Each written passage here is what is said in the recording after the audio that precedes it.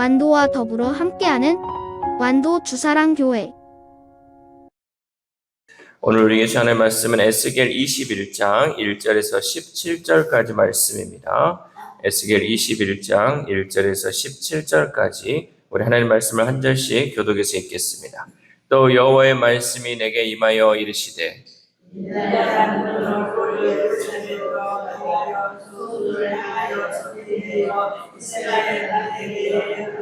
이스라엘 땅에 이르기를 여호와의 말씀에 내가 너를 대적하여 내 칼을 칼집에서 빼어 의인과 악인을 내게서 끊을지라.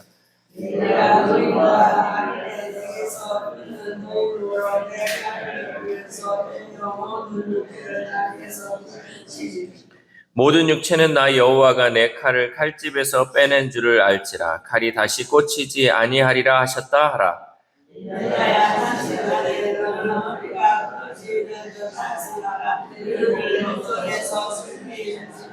그들이 내게 묻기를 네가 어찌하여 탄식하느냐 하거든 대답하기를 재앙이 다가온다는 소문 때문이니 각 마음이 녹으며 모든 손이 약하여지며 각 영이 쇠하며 모든 무릎이 물과 같이 약해지리라. 보라, 재앙이 오나니 반드시 이루어지리라. 주 여호와의 말씀이니라 하라.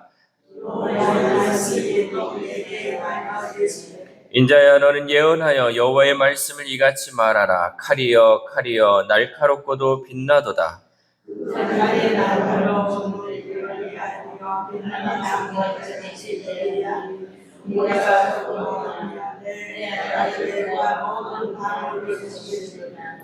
그 칼을 손에 잡아 쓸만하도록 빛나게 하되 죽이는 자의 손에 넘기기 위하여 날카롭고도 빛나게 하였도다 하셨다 하라.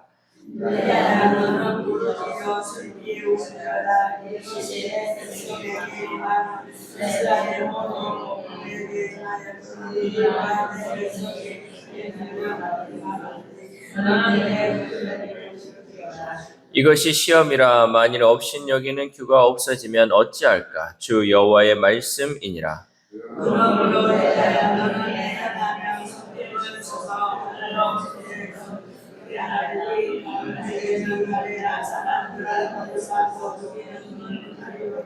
내가 그들이 낙담하여 많이 엎드러지게 하려고 그 모든 성문을 향하여 번쩍번쩍하는 칼을 세워 놓았도다. 오라, 그 칼이 번개 같고 죽이기 위하여 날카로웠도다.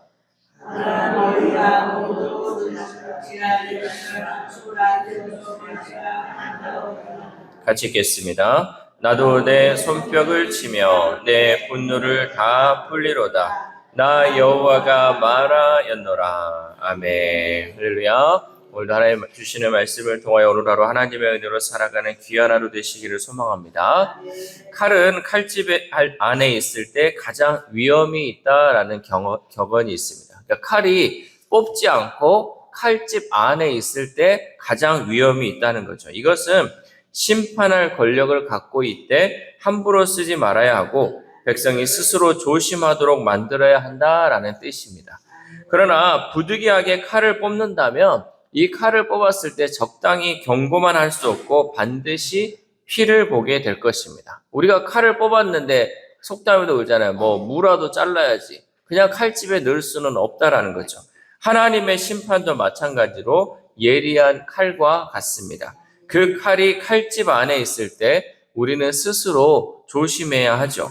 그러나 이스라엘은 칼집 안에 칼을 너무 가볍게 여겼기에 결국 하나님은 심판의 칼을 뽑으셨습니다.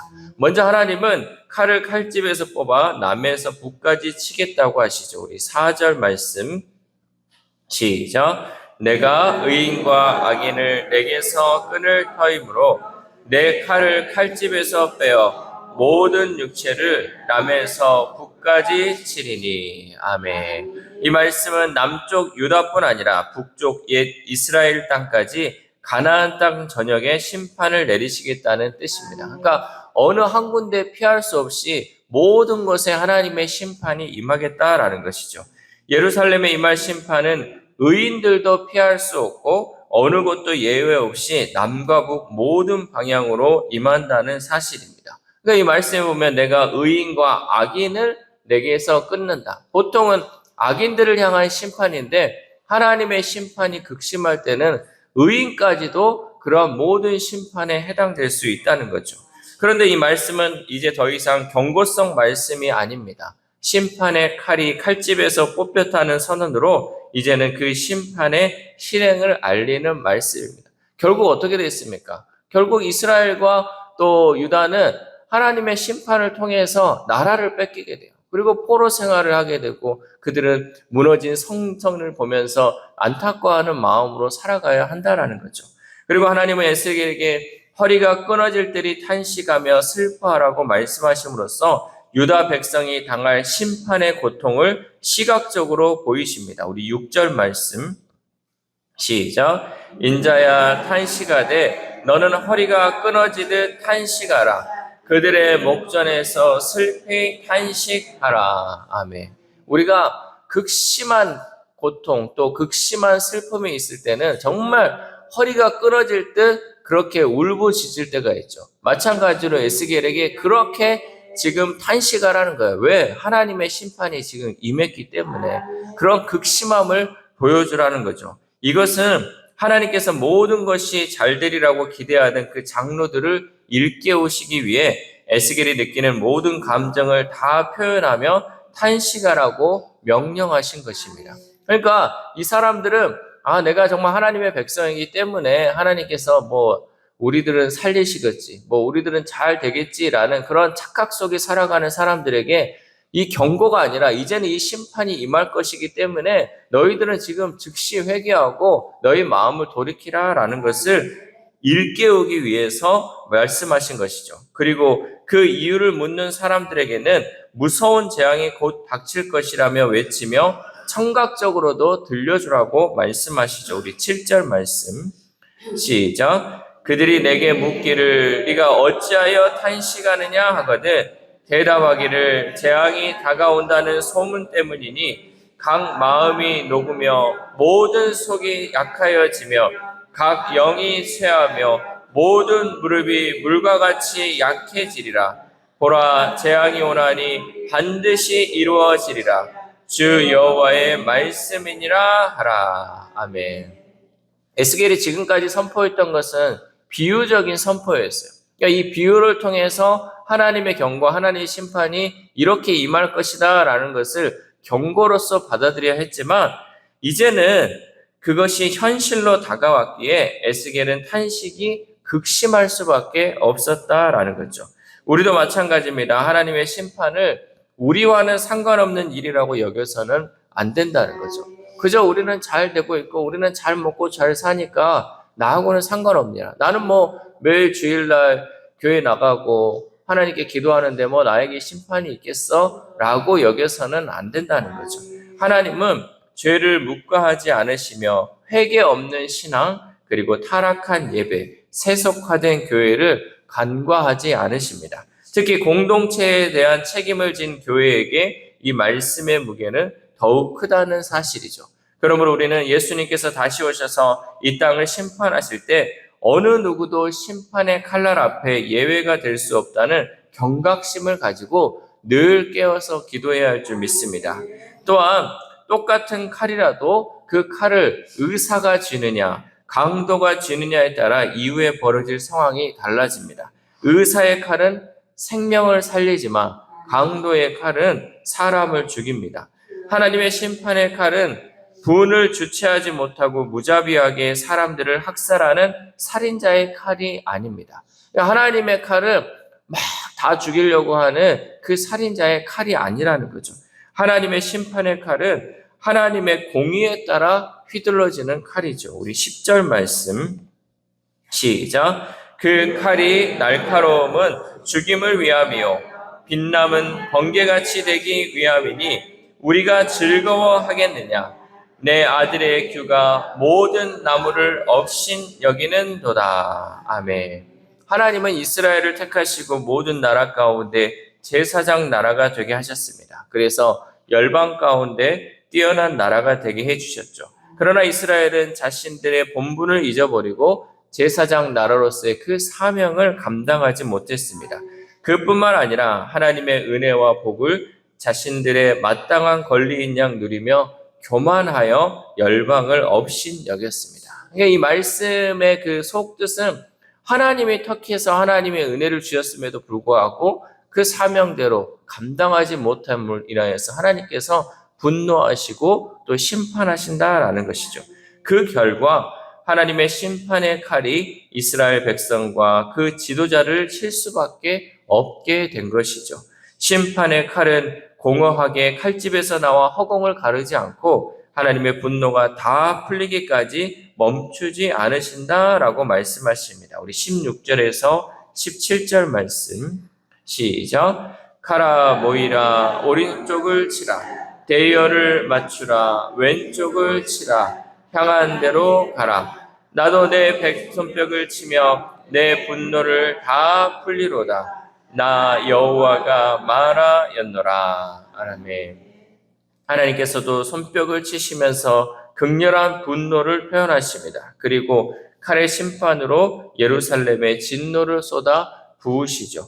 그런데 이스라엘의 가장 큰 문제는요, 아브라함이나 모세처럼 목숨을 걸고 하나님의 진노를 누그러뜨려 심판을 멈추게 할 깨어있는 사람이 아무도 없었다라는 사실입니다. 오늘 우리도 마찬가지죠. 하나님의 진노를 누그러뜨리는 기도의 성도들이 없다면 그것이 교회든 가정이든 국가든 무너질 수밖에 없다라는 사실이죠.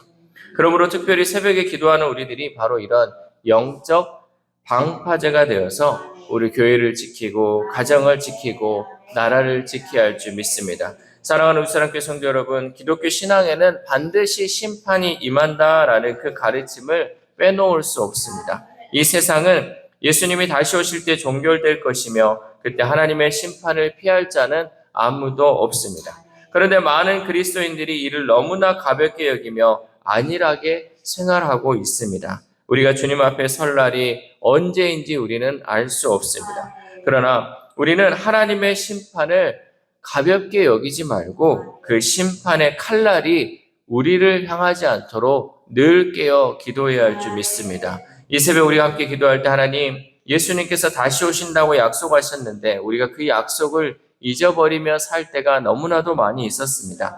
오늘부터라도 그 약속의 말씀을 잊지 않고 깨어 기도할 수 있게 해달라고 기도합시다. 또한 오늘 하루를 살아감에 있어서 우리에게 속한 가정과 교회 그리고 나라를 지키기 위해 모세와 아브라함처럼 목숨을 걸고 기도할 수 있는 삶을 살아가는 저와 여러분 되시기를 주님의 이름으로 소망합니다. 기도하겠습니다. 하나님 감사합니다. 오늘도 귀한 말씀을 통하여서 이 마지막 때 우리가 어떻게 살아야 할지 말씀을 통해 깨닫게 하심에 감사를 드립니다. 하나님, 하나님의 심판이 임할 때는 의인이든 악인이든 가리지 않고 그 심판이 임한다고 말씀하셨사오니 하나님 그 심판이 우리를 향하지 않도록 하나님 우리를 불쌍히 여겨 주시옵소서. 특별히 하나님 모세와 또 아브라함이 중보기도함을 통하여서 그 심판의 칼날을 피하였던 것처럼 하나님 우리도 늘 깨어서 기도함을 통하여서 하나님을 알지 못하는 자들에게 임할 그 심판을 하나님 우리가 막을 수 있도록 늘 깨어 기도하는 우리 기도의 용사들 될 수 있도록 도와주시옵소서. 특별히 우리가 속해 있는 이 가정과 교회와 나라를 하나님께서 불쌍히 여기시고 그 영혼들을 긍휼히 여겨주심을 통하여서 온전히 하나님의 때에 하나님의 말씀을 들음을 통하여서 회개하고 자복함을 통하여서 내가 지은 모든 죄를 하나님께 용서하며 아버지 그 용서를 바라면서 간절히 기도하는 우리의 삶이 될 수 있도록 도와주시옵소서. 주님이 정말 지금이라도 다시 오실 수 있다는 하나님 그 사실을 우리가 잊지 말고 날마다 그 시간마다 깨어서 하나님을 찬양하며 하나님을 의식하며 살아갈 수 있는 우리 주사랑 공동체 될 수 있도록 도와주시옵소서. 특별히 아픈 환우들을 위해서도 하나님 기도합니다. 하나님 그 영혼들을 하나님께서 불쌍히 여기시고 주님께서 고쳐주시고 주님께서 함께하여 주심을 통하여서 하나님 홀로 버려두지 마시고 날마다 주님 동행하여 주시고 함께하여 주심을 통하여서 온전한 치료와 회복이 이루어질 수 있도록 도와주시옵소서. 또한 우리의 다음 세대 우리의 자녀들이 있습니다. 하나님 우리의 자녀들 주님 다시 오신다는 그 사실을 잊어버린 채 세상의 문화에 따라가고 세상에 흥청망청 살아가는 우리의 자녀들이 있다면 하나님 이제부터라도 하나님 성령께서 그들의 마음을 붙잡아 주셔서 늘 깨어서 하나님의 말씀대로 살아가는 우리의 자녀들, 우리의 다음 세대들 될 수 있도록 도와주시옵소서. 또한 오늘 하루를 살아갑니다. 하나님, 오늘도 우리가 깨어서 하나님 말씀 듣고 하나님 기도로 시작하오니 오늘 하루 모든 시간들이 헛된 시간 되지 않게 하시고 게으른 시간 되지 않게 하시고 우리에게 주신 그 사명을 잘 감당함을 통하여서 온전히 하나님께 영광 올려드리는 우리 모두가 될 수 있도록 도와주시옵소서. 이 모든 말씀 우리를 구원하여 주신 예수 그리스도의 이름으로 기도드립니다. 아멘.